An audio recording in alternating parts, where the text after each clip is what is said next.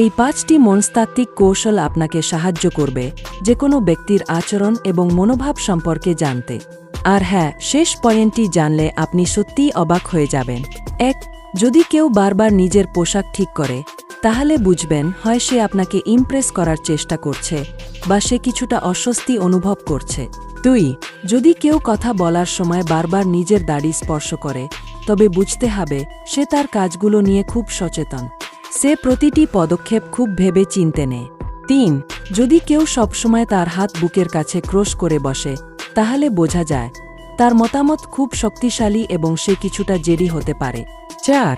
যদি কেউ কথা বলার সময় নিজের হাত বুকের উপর রাখে, তবে বুঝে নিন যে সে সৎ এবং আপনাকে সত্যিই মনের কথা বলছে। আর এমনই আরও মূল্যবান তথ্য পেতে ভিডিওটি লাইক করে চ্যানেলটি সাবস্ক্রাইব করতে ভুলবেন না। এই 5টি মনস্তাত্ত্বিক কৌশল আপনাকে সাহায্য করবে যে কোনো ব্যক্তির আচরণ এবং মনোভাব সম্পর্কে জানতে। আর হ্যাঁ, শেষ পয়েন্টটি জানলে আপনি সত্যিই অবাক হয়ে যাবেন। 1.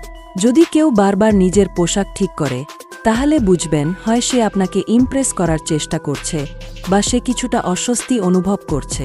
2.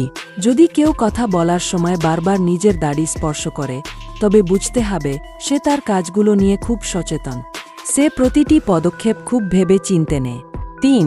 যদি কেউ সবসময় তার হাত বুকের কাছে ক্রস করে বসে, তাহলে বোঝা যায় তার মতামত খুব শক্তিশালী এবং সে কিছুটা জেদি হতে পারে। 4. যদি কেউ কথা বলার সময় নিজের হাত বুকের উপর রাখে, তবে বুঝে নিন যে সে সৎ এবং আপনাকে সত্যিই মনের কথা বলছে। আর এমনই আরও মূল্যবান তথ্য পেতে ভিডিওটি লাইক করে চ্যানেলটি সাবস্ক্রাইব করতে ভুলবেন না।